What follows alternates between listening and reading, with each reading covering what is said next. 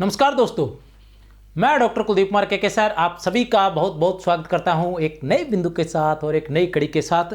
तो जैसा कि राम काव्य से संबंधित हमारी लगातार क्लासें चल रही हैं, उन्हीं क्लासों के अंतर्गत आज जो हम पढ़ने जा रहे हैं वो पढ़ेंगे हम कृष्णदास प्याहारी और अग्रदास जी को।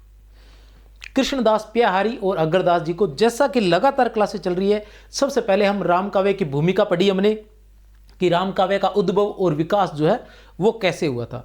हिंदी में राम का नाम जो है या राम काव्य कैसे आया था, इस बात को हमने पढ़ा था।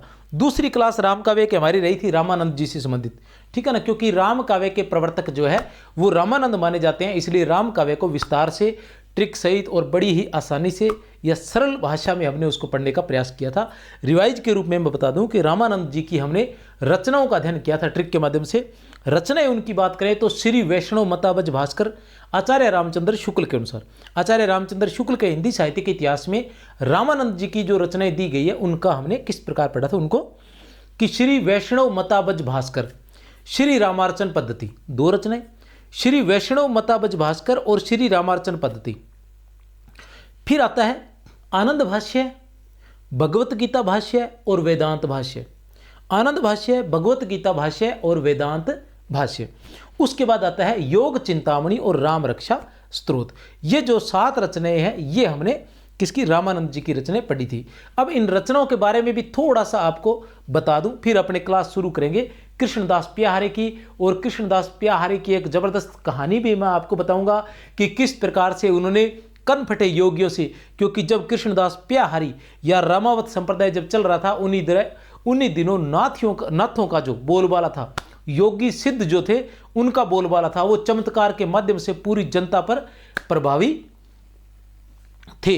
लेकिन किस तरह से कृष्णदास प्याहारी ने उनको चमत्कार दिखाया था और किस तरह से वो वहां से गलता की जो गद्दी थी वो उनसे छीन ली थी। तो ये सारी कहानी हम पढ़ेंगे।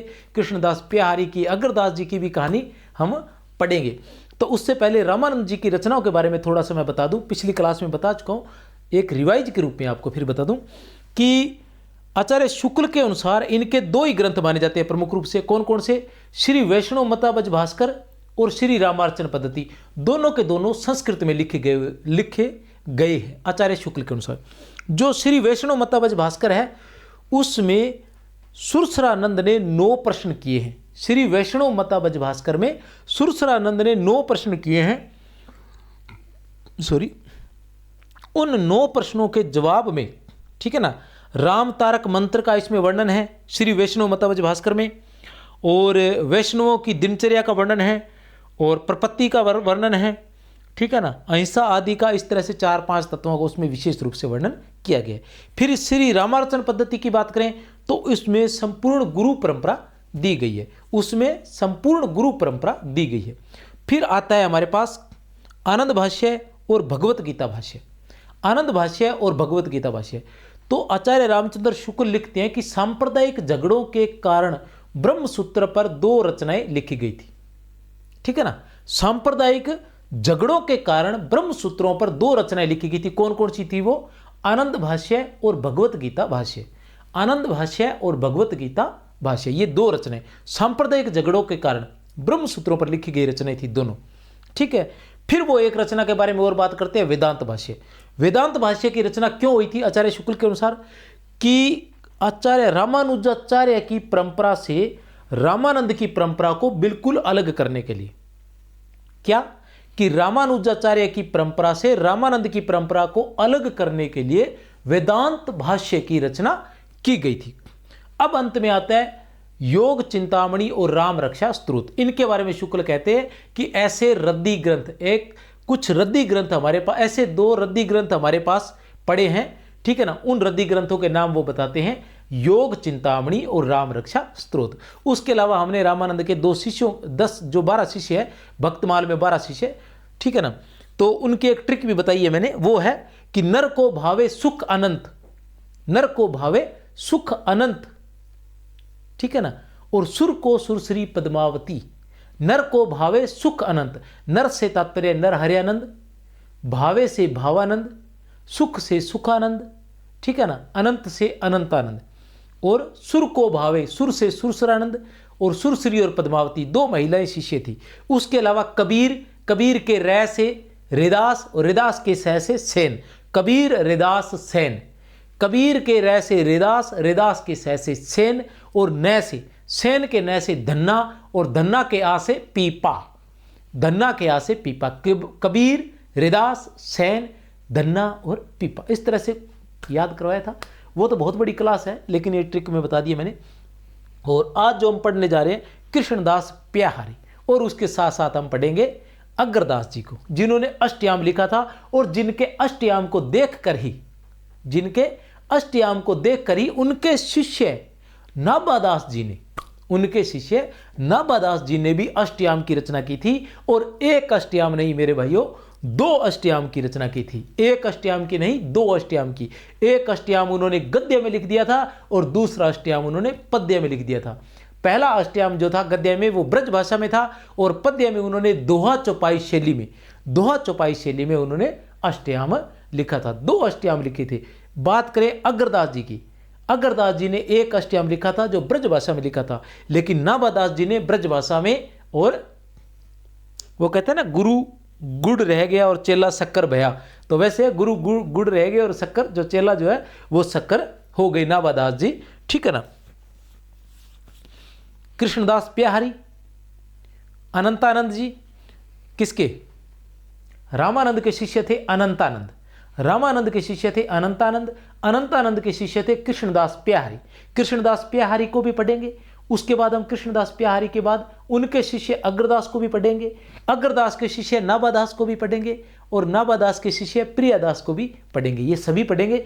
अब हम पढ़ते हैं कृष्णदास प्याहारी को। कृष्णदास प्याहारी की बात करें तो कृष्णदास प्याहारी जो थे वो अनंतानंद जी के शिष्य थे, और उन्होंने गलता में क्या है, गलता जयपुर में नाथपंथी या कनफटे योगियों से, नाथपंथियों से या कनफटे योगियों से गलता की गद्दी ली थी। और जब राजस्थान में या उत्तर भारत की ये पहली गद्दी थी रामावत संप्रदाय की, ये प्रथम गद्दी मानी जाती है, जिसे उत्तर तोताद्री भी कहा जाता है या उत्तरी तोताद्री भी कहा जाता है। तोताद्री जो है वो रामावत संप्रदाय की प्रधान गद्दी है, और इसे उत्तरी तोताद्री भी कहा जाता है। कैसे ली थी ये गद्दी? ऐसा कहते हैं कि एक बार कृष्णदास प्याहारी गलता में जहां नाथपंथियों का बोलबाला था वहां आकर बैठ गए, और वहां पर उन्होंने अपनी धुनी रमा ली। अब धुनी रमा ली, लेकिन नाथपंथी योगियों को ऐसा लगा कि ये रामावत संप्रदाय का बंदा कहां से आकर बैठ गया, तो उन्होंने कृष्णदास प्याहारी को कहा कि भैया यहां से आप चले जाइए। कृष्णदास प्याहारी को जब ऐसा कहा कि चले जाइए, तो उन्होंने क्या किया कि अपनी जो धुनी रमा रखी थी उसमें जो भी आग थी उस सारी आग को अपने कपड़े में बांध कर, अपने उनके पास एक कपड़े में से, उनके पास कोई कपड़ा था, उस कपड़े में बांध कर वहां से चल पड़े। ठीक है ना। जब नाथपंथी, वो खुद चमत्कार दिखाते थे, उनको खुद को तंत्र विद्या आती थी, उन्होंने देखा कि ये जो साधु है ये हमें चमत्कार दिखाने की कोशिश कर रहा है, तो उन्हीं में से एक योगी जो है बाघ बनकर कृष्णदास प्याहारी पर झपट पड़ा। एक जो योगी जो था नाथपंथी कनफटा योगी जो था वो बाघ बनकर कृष्णदास प्याहारी पर झपट पड़ा, लेकिन कृष्णदास प्याहारी ने क्या किया, उसी क्षण उस बाघ को गधा बना दिया कि जाओ तुम गधे हो, तुम तो गधे हो, तो गधे वो गधा बन जाता है। बड़ा चमत्कार हुआ। ऐसा देखकर सभी उसकी तरफ भागने लगे, लेकिन तभी देखा कि सभी योगियों की जो मुद्राएं पहनते थे, कन फटे योगी, कान फटे हुए इसलिए कहते थे क्योंकि वो बड़ी बड़ी मुद्राएं पहनने के कारण उनके कान फट जाते थे, तो सबकी जो मुद्राएं थी वो सारी की सारी आकर कृष्णदास प्याहारी के कदमों में पड़ गई। इस तरह से उन्होंने कृष्णदास प्याहारी की जो है मतलब जो शक्ति को मान लिया, और वो जो गद्दी जो थी वो कृष्णदास प्याहारी को सौंप दी। और उत्तर भारत की प्रथम रामावत संप्रदाय की गद्दी मानी जाती है, जिसे उत्तरी तोताद्री के नाम से भी जाना जाता है, जिसे उत्तरी तोताद्री के नाम से भी जाना जाता है। देखते हैं कृष्णदास प्याहारी के बारे में और बहुत सी बातें। उससे पहले एक ये छोटा सा है, व्याख्याता का संपूर्ण कोर्स है, अप्रैल में पूरा हो जाएगा, 799 रुपये में है। वरिष्ठ अध्यापक का संपूर्ण कोर्स है 799 रुपये में केवल। और व्याख्याता की पूरी टेस्ट सीरीज 150 वीडियो मिलेंगे, अप्रैल के एंड तक 150 हो जाएंगे, वर्तमान में 100 वीडियो उपलब्ध है। वरिष्ठ अध्यापक की टेस्ट सीरीज है, 150 वीडियो मिलेंगे, कम से कम 100 वीडियो वर्तमान में उपलब्ध है सिर्फ 99 रुपीज में, 100 रुपये में। हिंदी साहित्य का इतिहास संपूर्ण हिंदी साहित्य का इतिहास गद्य विधाओं सहित 50 टेस्ट कम से कम मिलेंगे और सिर्फ 99 में। 63 771 24 802 पर आप व्हाट्सअप कर सकते हैं। संकुल मार्गदर्शन नाम से ही टेलीग्राम चैनल है और संकुल मार्गदर्शन के नाम से ही अपना ऐप है। उस ऐप को भी गूगल प्ले स्टोर से डाउनलोड कर सकते हैं। वहाँ पर आपको इनकी सारी ये जो PDF है वहाँ आपको मिल जाएगी। ठीक है।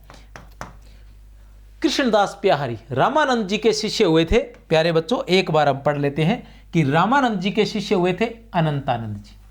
कोई समस्या नहीं है, बता चुका हूं।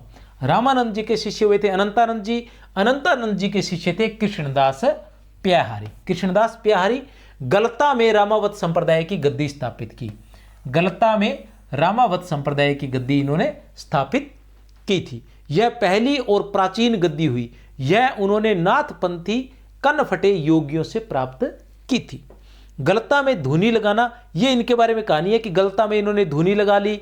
नाथों द्वारा उठाने पर धुनी की आग कपड़े में रखकर दूसरी जगह जाना, यह शॉर्ट में मैंने लिख दिया। एक नाथ द्वारा बाघ बनकर झपटने पर उसे गधा बनाना, सभी नाथों के कानों की मुद्राएं प्याहारी जी के सामने इकट्ठी होना, यह शॉर्ट में लिखा है। पूरी कहानी मैं आपको बता चुका हूं।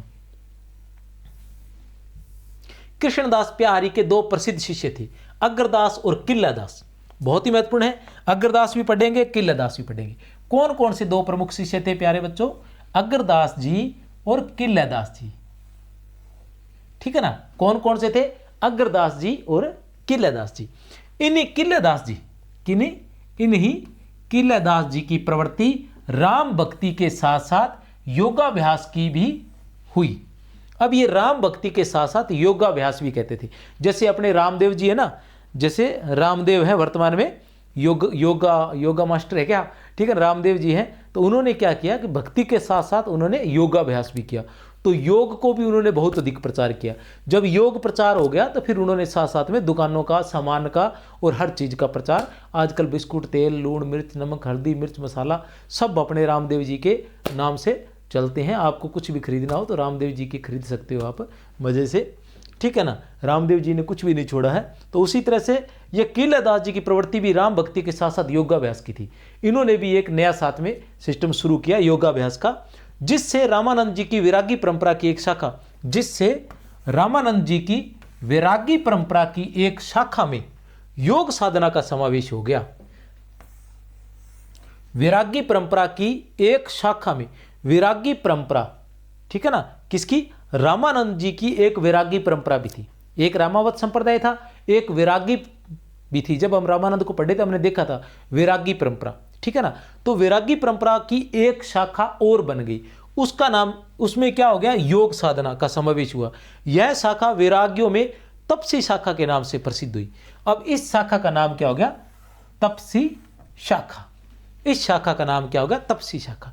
तपसी शाखा किल्लादास की तपसी शाखा। किल्लादास की तपसी शाखा। किल्लादास की तपसी शाखा। किल्लादास किसके शिष्य थे? कृष्णदास प्याहारी के शिष्य थे। ठीक है ना। के नाम से प्रसिद्ध हुई। किल्लादास के शिष्य द्वारकादास ने, किसने?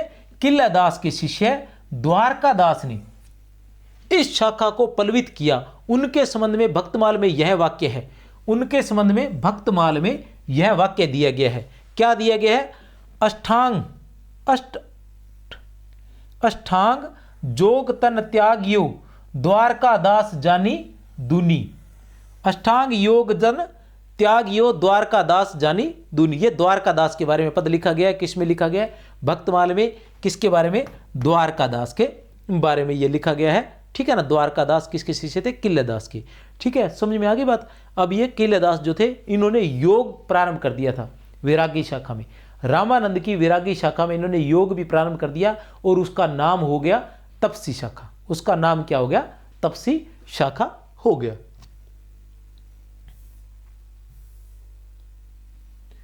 रामानुज संप्रदाय के लिए दक्षिण में जो महत्व तोतादरी का था, वही महत्व रामानंदी संप्रदाय के लिए उत्तर भारत में गलता को प्राप्त हुआ। वह उत्तर तोतादरी कहलाया। गलता में जो गद्दी स्थापित की थी वह उत्तर तोतादरी कहलाई। ठीक है ना। रामानुज संप्रदाय के लिए दक्षिण में जो, अच्छा रामानंद नहीं, रामानुज संप्रदाय के लिए। रामानुज संप्रदाय के लिए दक्षिण में जो महत्व तोताद्री का है था, वही महत्व रामानंदी संप्रदाय में के लिए उत्तर भारत में गलता को प्राप्त हुआ। उत्तर तोताद्री।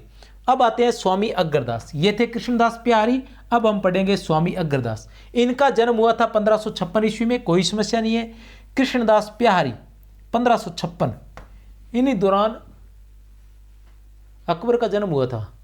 हाँ, इन्हीं दौरान हुआ था अकबर का, या राजगद्दी पर बैठे थे, ऐसा कुछ था। ठीक है ना। कृष्णदास प्यारी। भाषा इनकी परिष्कृत ब्रज भाषा थी, याद रख लेना। कौन सी भाषा थी? अग्रदास की ब्रज भाषा थी। राम भक्ति में रसिक भावना का समावेश का श्रेय इन्हीं को जाता है। राम भक्ति में रसिक भावना के समावेश का श्रेय इन्हीं को जाता है। इन्होंने समावेश किया था, लेकिन रामचरण दास और जीवाराम ने तो पूरी तरह से उसको रसिक शाखा ही बना दिया था। राम भक्ति को रसिक भक्ति ही बना दिया था। इनकी रचनाओं की हम बात करें, अग्रदास की रचनाओं की बात करें तो राम भजन मंजरी और ध्यान मंजरी, राम भजन मंजरी, ध्यान मंजरी, अष्टयाम और उपासना बावनी। राम भजन मंजरी, ध्यान मंजरी, अष्टयाम और उपासना बावनी जो है, ये इनकी प्रमुख रचनाएं मानी जाती है। प्रमुख रूप से अष्टयाम जो है वो बहुत महत्वपूर्ण है। अग्रदास के प्रिय शिष्य हुए थे नाभादास थे, जिनका ग्रंथ भक्तमाल जो है अत्यंत प्रसिद्ध है, हम जानते हैं। इनकी रचनाएं, किनकी रचनाएं? अग्रदास की रचनाएं। किसकी रचनाएं हैं? अग्रदास की रचनाएं। अग्रदास की रचनाओं की बात करें तो राम भजन मंजरी और ध्यान मंजरी, राम भजन मंजरी, ध्यान मंजरी, अष्टयाम और उपासना बावनी, राम भजन मंजरी, ध्यान मंजरी, राम भजन मंजरी, ध्यान मंजरी, अष्टयाम और उपासना बावनी। उसके बाद हितोपदेश भाषा और पदावली, हितोपदेश भाषा और पदावली और अग्रली। ठीक है ना, ये भी एक रचना थी इनकी, हितोपदेश भाषा, हितोपदेश भाषा और पदावली, हितोपदेश भाषा और पदावली और अग्रली। अष्टयाम अथवा रामाष्टयाम, अष्टयाम अथवा रामाष्टयाम, दो नाम मिलते हैं अष्टयाम के, अष्टयाम अथवा रामाष्टयाम। इनकी सर्वप्रमुख रचना है, इनकी सर्वप्रमुख रचना है। ये अग्रली के नाम से भी लिखते थे, लेकिन आचार्य शुक्ल के अनुसार इनकी जो रचनाएं हैं वो 4 हैं। वैसे इनकी रचनाएं उतनी मानी जाती है, ठीक है ना, और आचार्य शुक्ल के अनुसार इनकी रचनाएं जो है ये 4 हैं। एक है हितोपदेश उपखाणा बावनी, हितोपदेश उपखाणा बावनी। अब अपने वहां कौन सी पढ़ी थी? राम ध्यान मंजरी। 1 नंबर पर राम ध्यान मंजरी लिख लो आप। हमने कौन कौन सी पढ़ी थी? राम ध्यान मंजरी। ठीक है ना, उसी क्रम में लिख लें आप, थोड़ा आसानी से याद करना होता है। किसके अनुसार है ये? शुक्ल के अनुसार। शुक्ल के अनुसार क्या है? पहली है राम ध्यान मंजरी, वहां भी राम ध्यान मंजरी थी, कोई समस्या नहीं है। ठीक है ना, वहां भी 2 नंबर पर ध्यान मंजरी थी, कोई समस्या नहीं है। शुक्ल ने भी ध्यान मंजरी माना है। ठीक है ना, राम ध्यान मंजरी और ध्यान मंजरी माना है। उसके अलावा हितोपदेश वहां भी थी,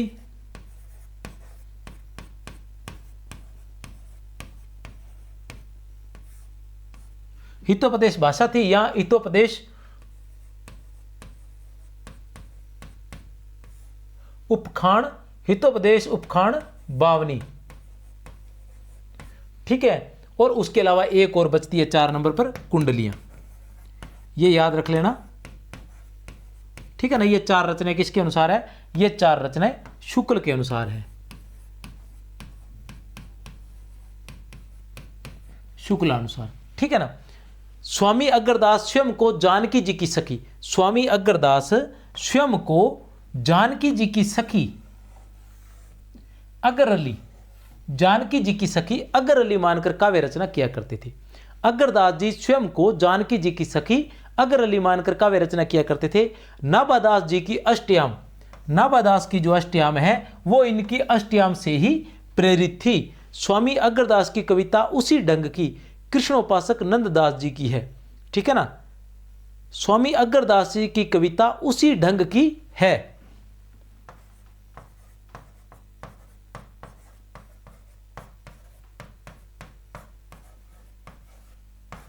ठीक है ना, जिस ढंग की कृष्णोपासक नंददास जी की है। तो अग्रदास जी की जो रचनाएं हैं वो उसी प्रकार की रचनाएं हैं जिस प्रकार नंददास जी की रचनाएं थी। अग्रदास जी की जो रचना है वो उसी प्रकार की हैं जिस प्रकार की नंददास जी की रचनाएं थी। तो आज जैसे हमने पढ़ा कृष्णदास प्यारी, उसके बाद अग्रदास जी की कौन कौन सी रचनाएं थी? तो प्रमुख रूप से हमने अग्रदास जी की रचनाएं पढ़ी है राम ध्यान मंजरी और ध्यान मंजरी, राम ध्यान मंजरी, ध्यान मंजरी, अष्टयाम और हितोपद, अष्टयाम और उपासना बावनी, अष्टयाम और उपासना बावनी, ठीक है ना, या उपासना बावनी और अष्टयाम, ठीक है ना। उसके बाद आता है हितोपदेश भाषा, हितोपदेश भाषा, हितोपदेश भाषा और क्या नाम था, एक तो अग्रली है, हितोपदेश भाषा, पैसे है, पैसे कौन सी है, दिमाग से निकलेगा कौन सी थी पै वाली, हाँ पदावली, ठीक है ना। राम भजन मंजरी, ध्यान मंजरी, अष्टयाम और उपासना बावनी, हितोपदेश भाषा और पदावली, हितोपदेश भाषा और पदावली और अग्रली, ये इनकी प्रमुख रचनाएं हैं। ये प्रमुख रूप से अग्रली के नाम से ही ये लिखा करते थे। जानकी जी की सखी का नाम था अग्रली, जानकी जी की सखी का नाम था अग्रली और अग्रली के नाम से ही ये लिखा करते थे और स्वयं को अग्रली कहते थे। अग्रली के नाम से इनकी एक रचना भी है। इनकी जो भाषा है वो ब्रज भाषा है, इनकी भाषा जो है वो ब्रज भाषा है और इनका जो अष्टयाम है वो रामाष्टयाम या अष्टयाम दो नामों से जाना जाता है। इन्हीं के अष्टयाम के आधार पर नाभादास ने अष्टयाम लिखा था। तो आज हमारे दो रचनाकार थे, ये अग्रदास जी का पद है कुंडल ललित कपोल, कुंडल ललित कपोल जुगल अस परम सुदेशा, तिनको निरखी प्रकाश लज्जत राकेश दिनिशा, मेचक कुटिल विशाल सररूह नैन सुहाय, मुख पंकज के निकट मनो अली छोना आए। कुंडल ललित कपोल जुगल कौन है? अग्रदास। कुंडल ललित कपोल जुगल ये क्यों महत्वपूर्ण है? क्योंकि आचार्य रामचंद्र शुक्ल के हिंदी साहित्य के इतिहास में ये पद जो है वर्णित है, इसलिए ये बहुत महत्वपूर्ण है। एक लाइन ही याद कर लेना चाहिए कि कुंडल ललित कपोल जुगल, कुंडल ललित कपोल जुगल, कुंडल ललित कपोल जुगल किसका है? कुंडल ललित कपोल जुगल अग्रदास का, अग्रदास जी का कुंडल ललित कपोल जुगल। कौन? अग्रदास। पहरे राम तुम्हारे सोवत, पहरे राम तुम्हारे सोवत, किसके राम सोवत? अग्रदास जी के। पहरे राम तुम्हारे सोवत, मैं मति मंद अंध नहीं जोवत, को किसकी पंक्तियां ये? अग्रदास जी की। क्या है? पहरे राम तुम्हारे सोवत। तो ये थे हमारे आज के कृष्णदास प्यारी और अग्रदास। ज़्यादा लंबी क्लास होने की बजाय, ठीक है ना, याद होना जरूरी है। इसके बाद नाभादास जी को लेकर आएंगे एक बहुत बड़ी लंबी क्लास। नाभादास जी की कुछ कहानियां हैं, वो भी आपको रोचक रोचक कहानियां किस्से सुनाते हुए तथ्यात्मक जानकारी को ट्रिक के माध्यम से याद करवाने का प्रयास किया जाएगा। अगर चैनल को सब्सक्राइब नहीं किया है तो सब्सक्राइब कर लें, और अगर लाइक नहीं किया है तो वो भी कर लें, और अगर मैसेज नहीं किया है तो वो भी कर दें। इसी के साथ बहुत बहुत शुभकामनाएं। जय हिंद, जय भारत।